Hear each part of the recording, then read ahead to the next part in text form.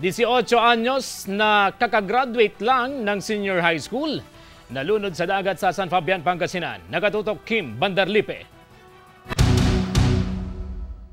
Sabi niya kasi magpupulis daw siya. Ngayon hindi na niya yung pagpupulis niya, wala na.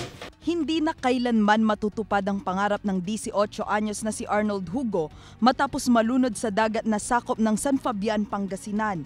Nangyari ang insidente isang araw matapos niyang magtapos sa senior high school. Kasama ang ilang kaibigan, nagpunta sila sa beach upang magdiwang ng kanilang pagtatapos. Sa kuha ng amateur video, makikita na pinipilit pang isalba si Hugo sa pamamagitan ng cardiopulmonary resuscitation o CPR. Kasama ni Hugo ang girlfriend na naligo sa dagat. Muntik din siyang malunod dahil sa lakas ng rip current. Ginawa rin daw niya ang lahat para maisalba ang nobyo. Bigla na lang, hinila niya na po ako pababa. Tapos yun, nung paghila niya sa akin pababa, inakyat ko lang po talaga siya. Yun, tapos nung masyado po siyang malikot.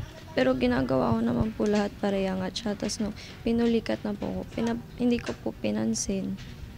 Sa ngayon, yung pinagliguan niya, mismo yung Karen, kaya doon po siya nadali kasi ang lakas po ng agos, palaot po yun, kaya hindi niya nakayanan po yun.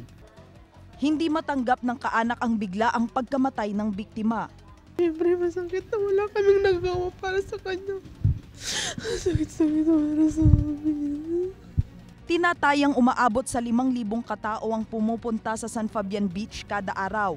Kaya naka-full alert ang mga kawani ng MDRRMO, Philippine Coast Guard at Maritime Police sa pagbabantay sa lugar. Ang maganda doon, papunta sila ng kanan, papunta sila ng kaliwa, kasi doon ka makakaligtas. Pero kung susugurin mo yan, kahit gaano ka marunong lumangoy, di mo kakaya yan.